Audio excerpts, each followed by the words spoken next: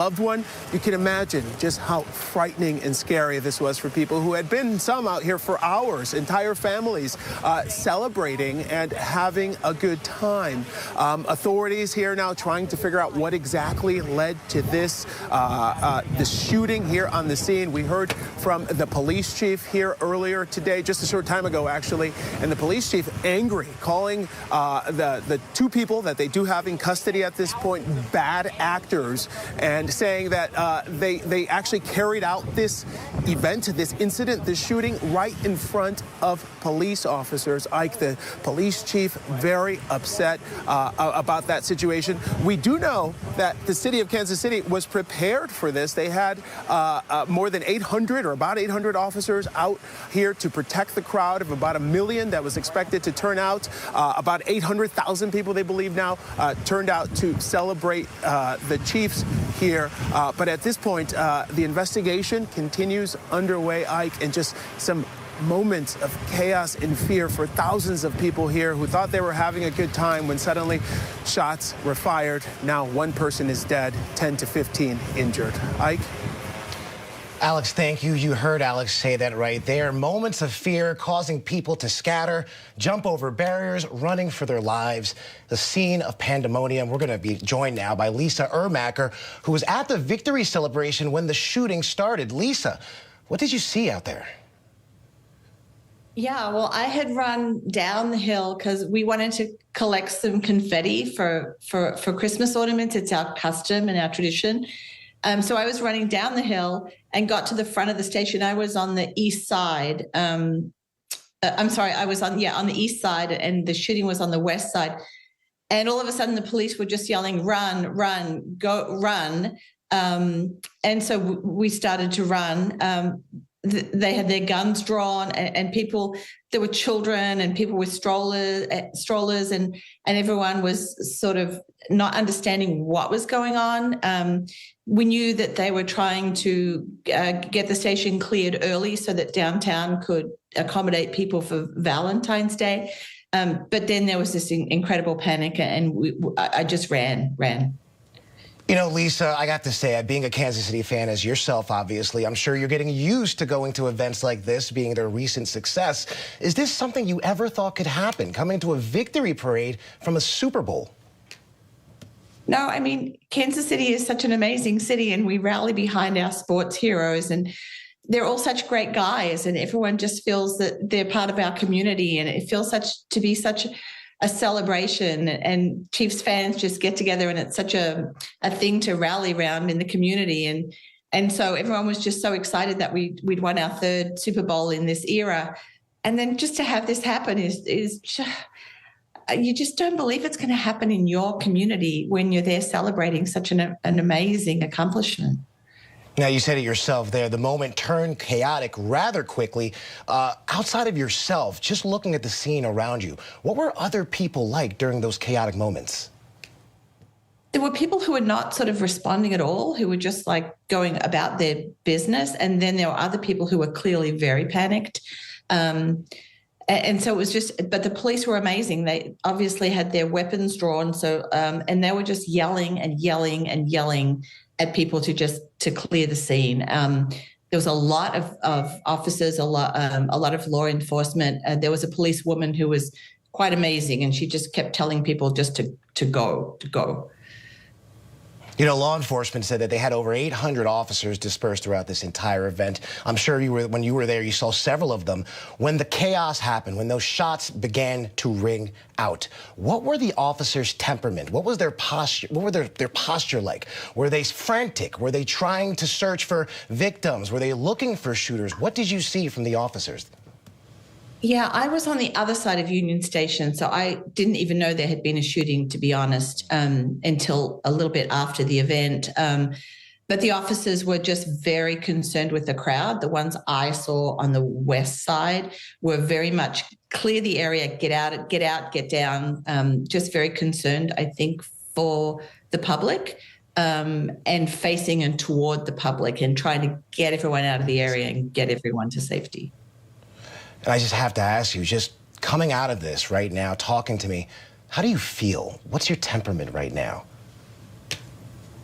And I'm just really devastated because I hear about these things and I see these things in other places. And to think that this happened right here in our community, meters from or yards from where we were, it just feels it feels frustratingly just that there's not a safe place now, you know? In an area with over 400 million guns proliferating here in America, it's a sentiment shared by several people. Lisa Ermacher, thank you very much for sharing this moment with us. Stay safe. We're going to be joined now by senior investigative correspondent Aaron Katersky and ABC News contributor Bob Boyce, who is a former chief of detectives for the New York City Police Department. Aaron, I want to start with you. What are you hearing? What do we know about these big gatherings that are always cause for massive police presence? We're told hundreds of thousands were there today.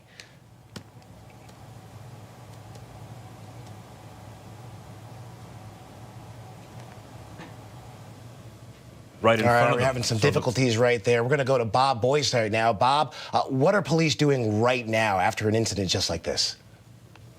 They're speaking to witnesses and they're gathering all their evidence from the crime scene. So those shell casings out there, they're going to help you out and figure out how many shooters there are. Importantly to note that they have 2 arrests. And from what I can see from what the chief said, and I understand her frustration, you plan, you put everything in motion, you bring outside agencies in, and this still happens. But that's unfortunately part of these things. In every celebratory event, there could be trouble, and you have to plan for that. So when you look at these things like that, I think they're on their way to something right now.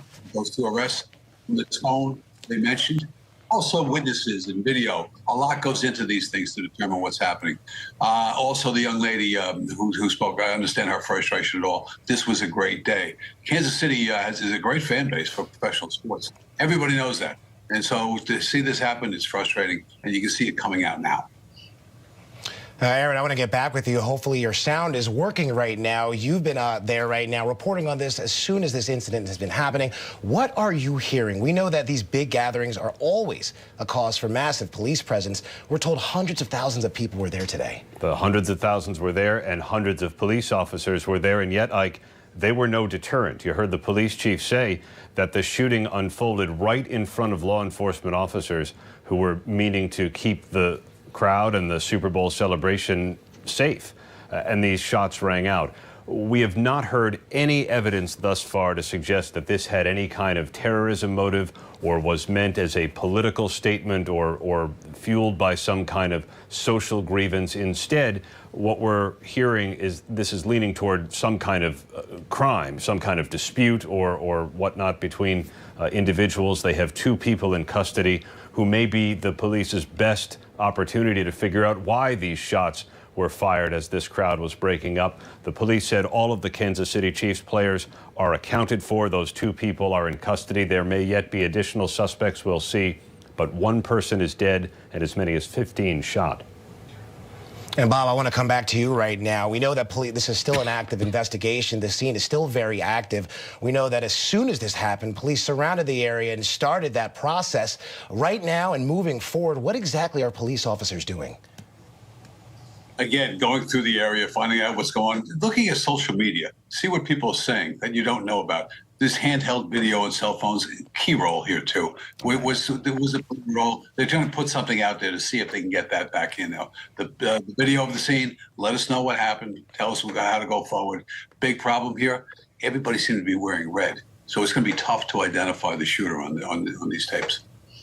And Bob, I want to talk about another issue right now. How concerning is it that individuals can come into an event like this where we say 800, 900,000, even upwards of 1 million people, but still coming to an event like this armed with firearms? How concerning is that for police officers? It's the biggest problem we have in policing today is the how many weapons are out there. You meant 400 million. That's probably an estimate, the conservative estimate. So that's a big problem. Also, getting those guns off the street for people who shouldn't have them, ghost guns, all kinds of things come into this thing. But as always, police run into a situation where they know they could be shot while everybody's running away. I think both the mayor and the chief said that, and those of us in law enforcement understand that as well. You are going to put your life on the line in these situations, so it's frustrating. You can't have a perfect event, unfortunately, in this country. Unfortunately not. And Aaron, I want to come back to you right now. We know that this city, they're known for these events. And we know that other cities moving forward, they're going to have these events, obviously, every single year. How can police officers or how can the community make sure that they're safe moving forward, even though we know these events will continue to happen? Well, you wonder, right? All the Kansas City Chiefs players have been accounted for. Will sports franchises subject their players to these kinds of very public celebrations in the future? I happen to be from Boston originally, and you've seen the parades there where they're on duck boats and these open air boats that now perhaps has teams thinking differently. In all likelihood, it won't. There will be some accommodation for safety and security, and then they'll move forward. But as Chief Boyce well says, there are 400 million guns in circulation, and so police have to know that there are going to be people inside the crowds that are going to be armed, and they have to account for that. The troubling factor we've seen is how quick people are now to use them. Disputes that may have been resolved through an argument or a fist fight now increasingly in the country are being resolved with gunfire. We don't know whether that's the case here, but police are now going to be urgently searching for why these shots were fired in the first place. Again, one person, one victim killed, at least 10 to 15 people injured. We saw Stacey Graves, the police chief over there in Kansas City, say that two detained gunmen from this shooting labeled them as a few bad actors. And then we saw her say that she was angry. She was angry that this incident happened under her watch. Bob, I want to ask you this question right now. Talk to me about the temperament and the state of mind of police officers after an event like this happening under their watch. You see these things and the planning that goes into it, and you have pre-meetings with multiple agencies. Everybody's on the same page. Everybody's communicating. You have frozen zones. You have sectors. All these things you put into place. These things can still happen because you can't control. Now, I don't know if they did bag searches. I don't know if they had gates letting people access. That happens a lot too. We do it in New York, and if you see Times Square, it's on New Year's Eve. It happens all the time. But again, these things can happen anywhere. You have people up on rooftops looking down. Unfortunately, this is a post-event situation. People are leaving. I'm not saying anybody let their guard down. That didn't happen because they ran to it. But sometimes a push, a shove, a bump can lead into something like this. And right now, police officers, what specifically are they looking for? We know that 2 people have been detained. We know that obviously the injured have made it to their respected area hospitals. But in this part of the investigation, the moments after, what exactly are police officers looking for? Well, I think if you look for it right now, it's the evidence. You go where the evidence takes you. You find out what mistakes this person made, these shooters, if they have 2, and I believe so, they do. You look for that evidence, you collect, and you act on it immediately. How many shooters did you have determined by shells on the ground? What are these people telling you that you arrested? Because they arrested more than just the 2 shooters. There's other people in custody as well. What did they see? What did they tell us? Is there anything going on within the community itself? There's a gang issue in an urban area. That has to be looked at. Was it just like people carrying a gun? Was it an old grievance? You don't know. But the more people you talk to, the more information you get. So that's going on right now. All right, Aaron, Bob, thank you both for the information. We will continue this. Much more news ahead here on ABC News Live. In today's big story, House Republicans under growing pressure after losing George Santos' former seat. How the shrinking of their already razor-thin majority could impact efforts to address the migrant crisis and provide more money to Ukraine. I'll speak with ABC News Deputy Political Director Avery Harper. And in our spotlight, federal health officials sounding the alarm over the use of vapes among middle schoolers. Our panel weighs in on the push to protect our nation's children.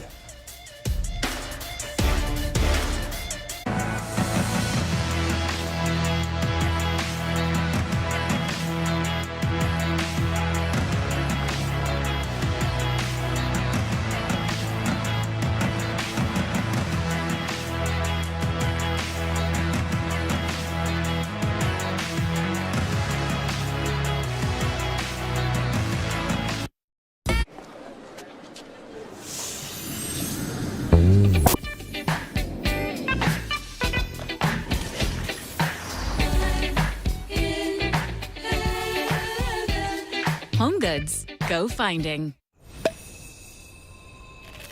How'd they get so much flavor in these Skittles Littles? 'Twas I who shrunk the Skittles and packed them with a rush of flavor. Did you accidentally shrink yourself, too? Yeah. Huh. Shrink the rainbow, taste the rainbow. You don't make me get up out my seat. Broke the internet again. Oh, it's coming in really fast. Yeah, it's Verizon 5G. The network is crazy powerful. I bet you can't break that. I bet I can. Wait, what? Beyonce breaks the internet, so can she break Verizon? Broken? Not even close. No. I'm running for Beyonce of the United States. Can you hear me now? No breaking. Y'all ready for Rocket B? Still works. Someone get me down.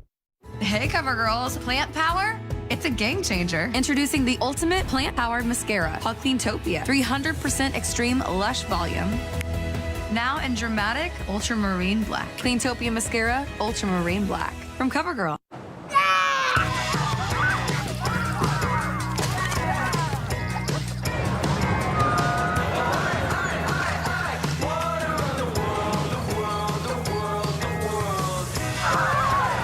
Oh, wow. Oh, man. Ugh, parents.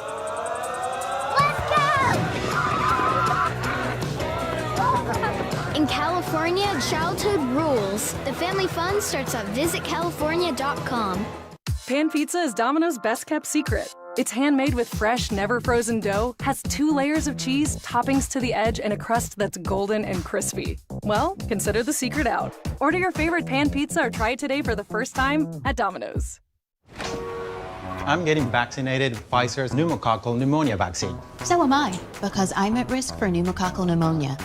I already got a pneumonia vaccine, but I'm asking about the added protection of Prevnar 20. If you're 19 or older with certain chronic conditions like asthma, diabetes, COPD, or heart disease, or are 65 or older, you are at increased risk for pneumococcal pneumonia. Prevnar 20 is approved in adults to help prevent infections from 20 strains of the bacteria that cause pneumococcal pneumonia in just 1 dose. Don't get Prevnar 20 if you've had a severe allergic reaction to the vaccine or its ingredients. Adults with weakened immune systems may have a lower response to the vaccine. The most common side effects were pain and swelling at the injection site, muscle pain, fatigue, headache, and joint pain. I want to be able to keep my plans. I don't want to risk ending up in the hospital with pneumococcal pneumonia.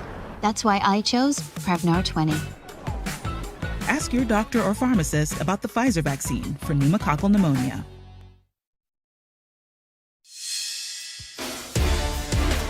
House Republicans under growing political pressure while grappling with border security and U.S. foreign aid.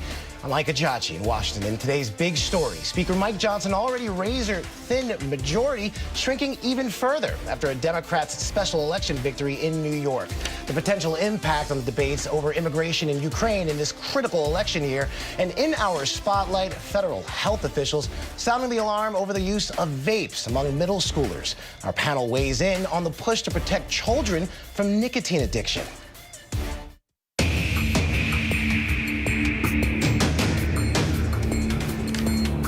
But we begin with our big story. House Republicans under mounting political pressure as their razor-thin majority shrinks even further. Democrat Tom Suozzi winning the special election on in New York's Long Island last night, flipping the seat once held by disgraced former Congressman George Santos.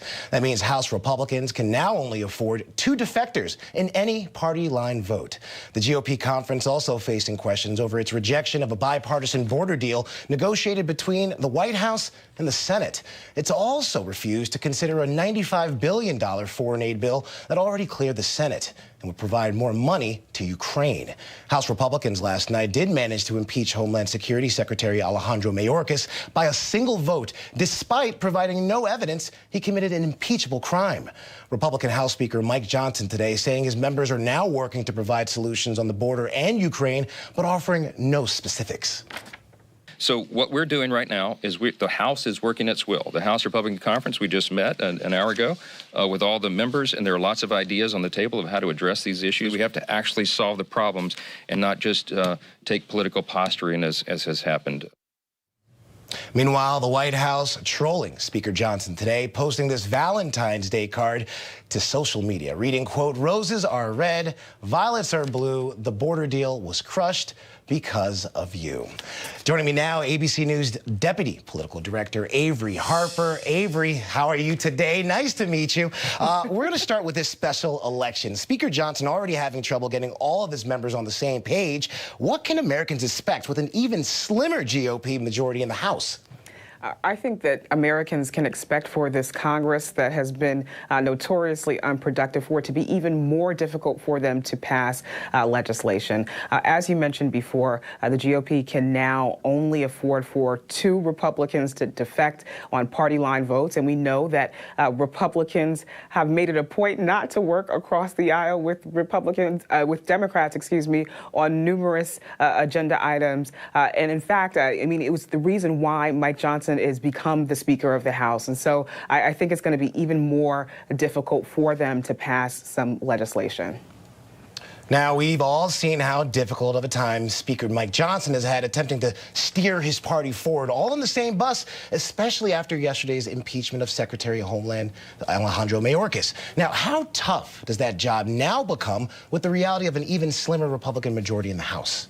Right, it becomes really tough. Listen, if Tom Suozzi was sworn in and was able to vote on that impeachment vote yesterday, it would have been a tie. And so that presents a real issue for Mike Johnson and for Republicans if they are trying to push forward on conservative agenda items. This is Tom Suozzi's win really eating away at that razor thin, that very, very tiny majority that Republicans have.